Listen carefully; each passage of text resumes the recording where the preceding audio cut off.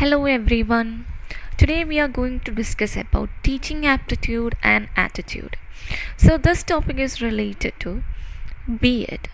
Okay, B.Ed examination. So B.Ed entrance examination, when it comes to B.Ed entrance examination, this topic is very relevant.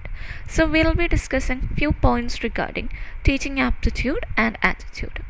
Okay, so before we enter into further slides, I would like to say that people always differ from one another in their performance in one or the other fields of human activity, like music, art, mechanical work, teaching, leadership, etc. Many individuals under same circumstances perform out well from others and prove themselves to be more suitable and efficient in certain jobs. Such capability is very important for a teacher to be a successful teacher, which can be developed through proper training. So, like in order to be a successful teacher, we need to understand different things. Okay, so the first basic thing which we'll be understanding is what is meant by the word teaching itself, or the concept of teaching. So teaching is a methodology. Okay, in this various activities are involved, as we all know. And if I'm talking about the word teaching, it is derived from the word to teach. Okay, teaching is derived from the word to teach, and which means, so the word, it means to instruct. You can see here the word teaching is derived from the word to teach, and the word itself means what? To instruct. And if I'm elaborating the definition of the concept teaching, teaching is a process in which one individual gains knowledge or learns something from a more knowledgeable person. We know it very well. When a teacher comes to the classroom, teacher has enough qualification, or teacher has got enough knowledge regarding a specific topic, and she imparts that topic, or she imparts the knowledge to the students in a classroom. So here a person who is more knowledgeable imparts knowledge to the lesser ones. Okay, and teaching can be better understood by understanding teaching behavior at three levels. So we can understand a particular teaching level by understanding three levels of teaching. Okay, the first level we call it as teaching skill. Second level, general teaching behavior. Third level, specific teaching behavior. So all these three levels are interrelated, of course, because during initially we'll be having a skill to teach students, but that won't be enough, because when it comes to very young students, there is a technique to make them aware of certain things. It's not that we are forcing them, or we are just giving them certain knowledge as it is. We need to bring them to those kind of points, rather than giving the points as such it is. We need to make them realize this is what fact is, rather than telling them exactly what it is, isn't it? So all these three levels are interrelated. At the first level, teaching can be defined as a set at component teaching skills. Such teaching skills are necessary to bring about the realization of set of instructional objectives. These instructional objectives are the set of goals which a teacher set to achieve at the end of his class. So maybe we have got certain instructions, and based on these instructions, we know that everyone have got a purpose in whatever actions which we do, isn't it? Same thing is applicable for a teacher also. If she has got a teaching skill, she can elaborate her teaching skill, which means she can teach her students, and the ultimate aim should be the teacher should be reaching at a goal. That means the goal should be making them aware of a particular process by the end of the day. So a goal or a purpose should be kept, or we should achieve some kind of purpose by teaching the students. That is the main concept of teaching. Hope this much is clear. Now we'll see a few definitions of teaching. So according to N.L. Gage, okay, the person N.L. Gage, he says that teaching is a form of interpersonal influence, okay, aimed at changing the behavior potential of another person. It is a personal relationship between the teacher and the thought causing behavior modification. So it's like a uh, interpersonal influence according to NLGage, and the main aim is uh, to understand the behavior potential of another person. Okay. Now, when it comes to H.C. Morrison, he says that teaching is a disciplined social process in which the teacher influences the behavior of the less experienced pupil and helps him develop according to the needs and ideas of the society. Okay. Now, when it comes to the third person, that is Jackson, he says, according to Jackson, teaching is a face-to-face encounters between two or more persons, one of whom teacher intends to effect certain changes in other participants, that is students. And when it comes to Clark, defined the scope of teaching and included all those organized activities as teaching that may result in modifying the behavior of the learner.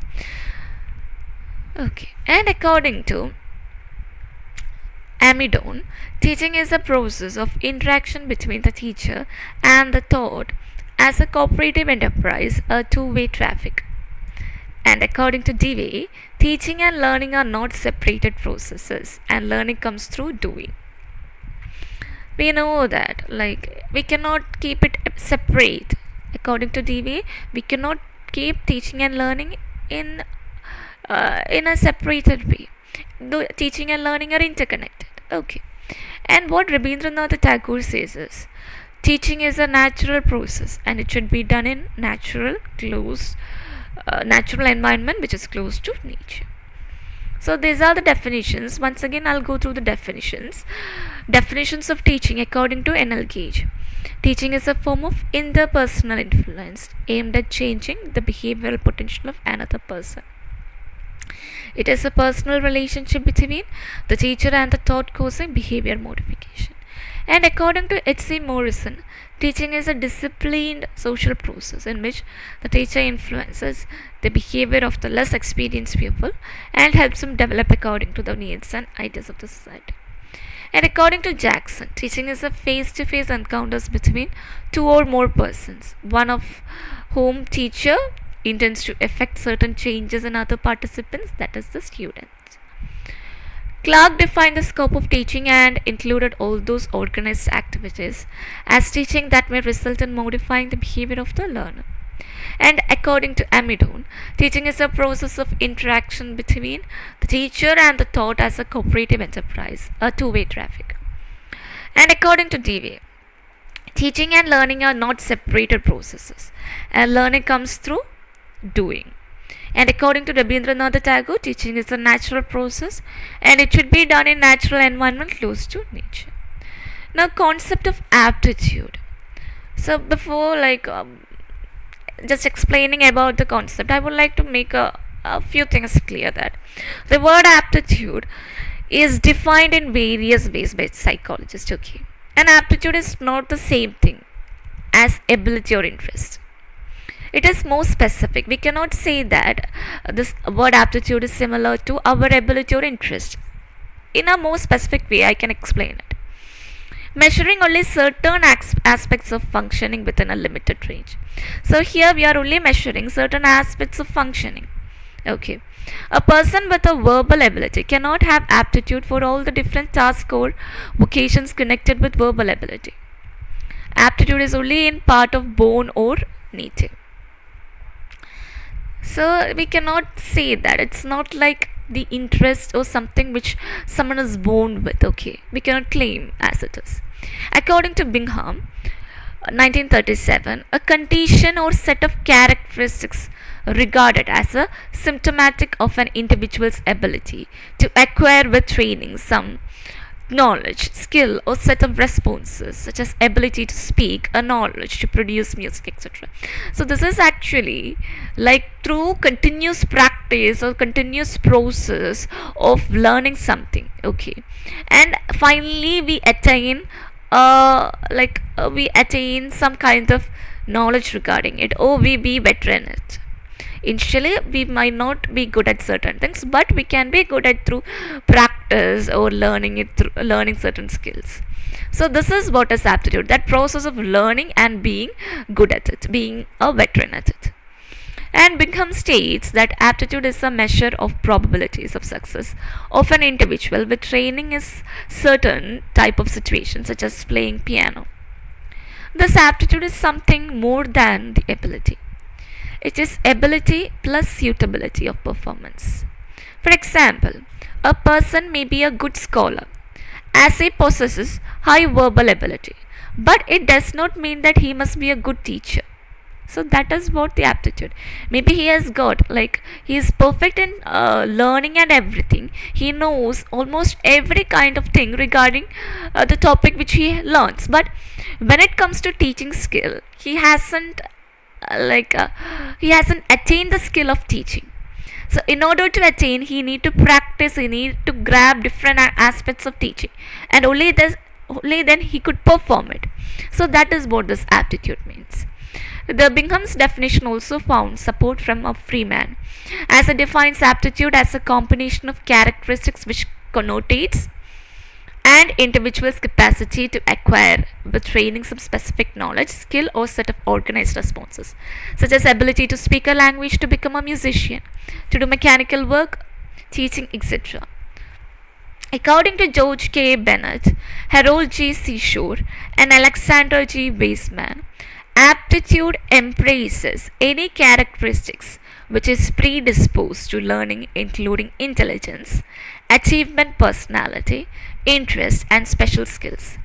Thus, we can say that definition of Bingham is the most acceptable definition, as it covers the majority of the views expressed in other definitions. So, once again, if I'm talking about the definition of Bingham, it's a condition or set of characteristics regarded as symptomatic of an individual's ability to acquire with training some knowledge, skill, or set of responses, such as ability to speak, a knowledge to produce music, etc. Now, there are, like, for example, few characteristics of aptitude. Okay, it is symptomatic, or we could say suggestive, of one's ability for a particular work or job. Okay. And the second one is, it is a present condition with a future reference to person's potential ability to do something. Because, like, for example, I have proper knowledge when it comes to the subject history. Okay, whereas I'm not good at delivering things, because there are many years to be explained when it comes to the subject history, isn't it? So simply specifying these years to a student won't work out. Okay, so I can apply my knowledge to the skill of teaching by achieving or by practicing certain methods or techniques, how to impart my knowledge to the students.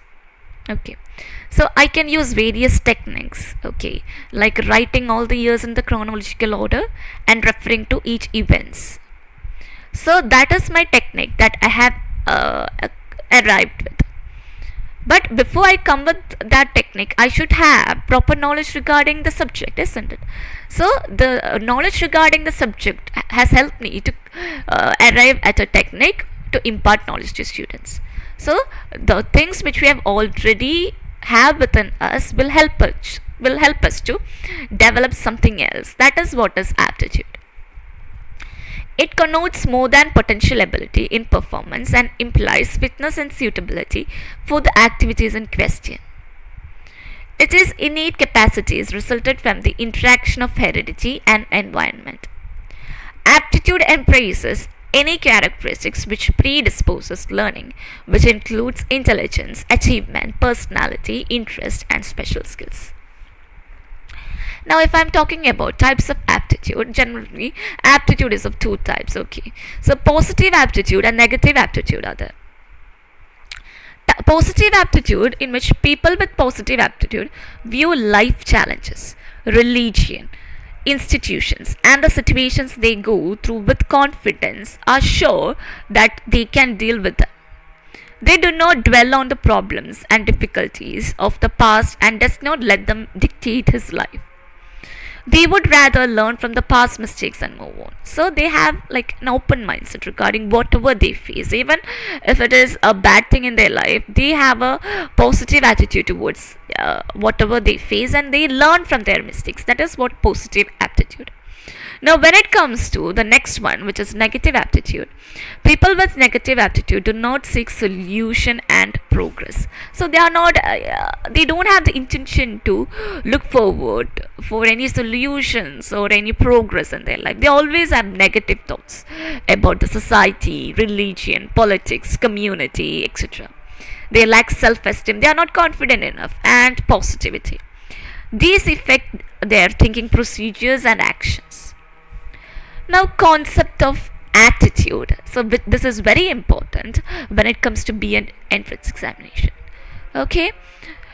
Before we come to concept of attitude, I would like to make few more points regarding aptitude.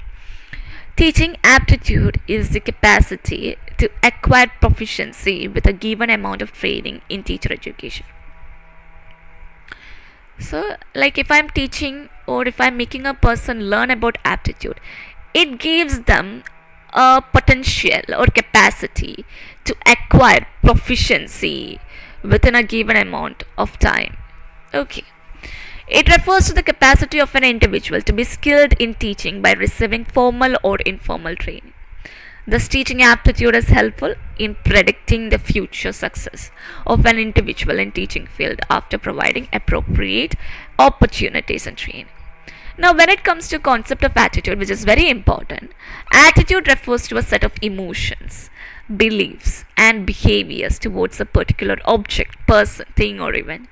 Attitudes are often the result of experience or upbringing, and they can have powerful influence over behavior. So, psychologists define attitudes as learned tendency to evaluate things in a certain way. This can be include evaluation of people, issues, objects, or events. Because, we already have a sort of knowledge within us. Maybe we have faced in our childhood. Okay, if I'm going to this place or if I'm touching fire, I know that fire is very hot. I cannot touch it. So this is your knowledge regarding what is fire, which is very hot. It gives light, everything that you have experienced through your life. Okay, whenever the picture of fire comes in your mind, you know that it is very hot and everything. Okay. Now, definitions of attitude.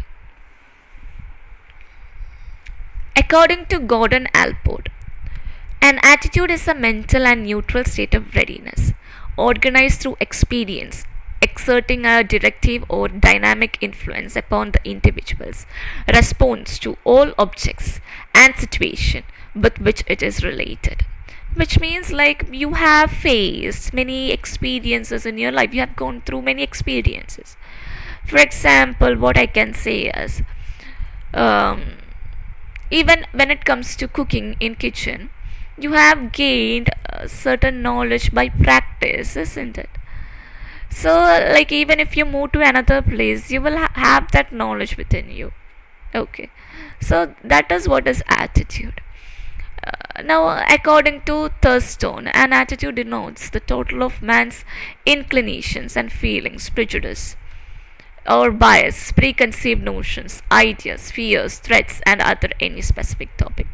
Maybe you might have fallen from a great height in your childhood. So, as you be adult, you might have that fear of heights because you already have an experience or you already have a picture within you that I already faced some kind of danger regarding height in my childhood. So that is the picture that you'll be having as you be an adult also. So that is related to attitude. According to Enel Munn, attitudes are learned predispositions towards aspects of our environment.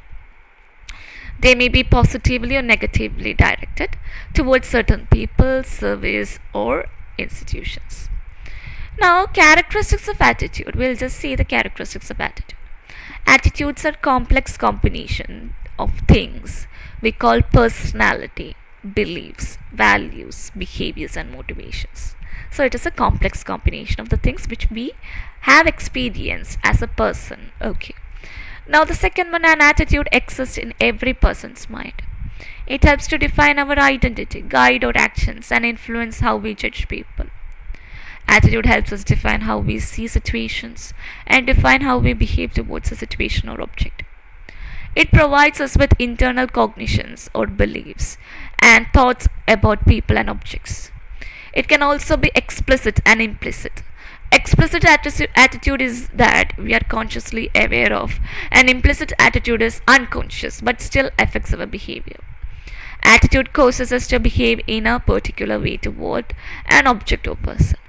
An attitude is a summary of a person's experience. Thus, an attitude is grounded in direct experience, predicts future behavior more accurately. It includes certain aspects of personality, as interest, appreciation, and social contact. It indicates the total of a man's inclinations and feelings. An attitude is a point of view, substantiated or otherwise true or false, which one holds towards an idea, object, or person.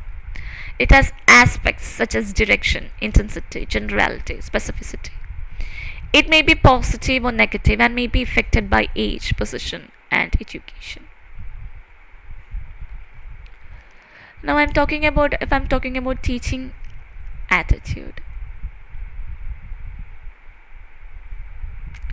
Teaching is a dynamic activity which requires a favorable attitude and certain specific competencies from its practitioners. Teachers' proficiency depends on the attitude he possesses for the profession. The positive attitude helps the teacher to develop a conducive, learner-friendly environment in the classroom. In fact, the teacher's roles and responsibilities have found extension outside his classroom. Okay, and attitude is defined as a state of readiness, shaped through the experience and influences the response of individual towards the stimuli. It is a deciding factor of the teacher's performance. Through the right attitude, the teacher can do justice to his profession. When it comes to importance of positive attitude, a positive attitude towards learning is very necessary for being a successful learner. Formal classroom learning is very important and valuable for positive attitude. All kinds to learning opportunities need a positive attitude. A positive attitude and a belief in our ability will help us to enjoy the learning process and discover many opportunities for learning. And ways to develop positive attitude. There are different ways to develop positive attitude, such as the first one, utilize the most important hours of the day. Make the most of the early morning hours of the day more productive. We must practice reading and writing at early hours because with the passing of time, we are involved in other activities as well. Prioritize the goals and duties. We should not exhaust our valuable time in doing the least priority jobs and leave a very little time for doing the most important work in our life that matters a lot. Open for learning. Open for learning anything and everything that looks complex and critical for the first time. This will help us breaking out from our comfort zone and trying something different rather than spending time on doing some routine work. We'll be empowered to deal with the difficult and challenging emotions required for growth and evolution. Upgrade yourself intellectually, emotionally, and spiritually. Set yourself apart from the ordinary crowd and upgrade yourself intellectually, emotionally, and spiritually. Quickly, we will realize that we can work with people much more effectively, solve problems easily, and create an amazingly satisfied lifestyle. Nourish your mind and soul. We must enhance our current mental situation and improve our current priorities, goals, choices, and daily behaviors. We should learn from our mistakes and elevate ourselves with no regrets and repents. So, this is all about the session teaching, okay, attitude and aptitude. So I hope you have gained a few ideas regarding it. Okay, thank you everyone.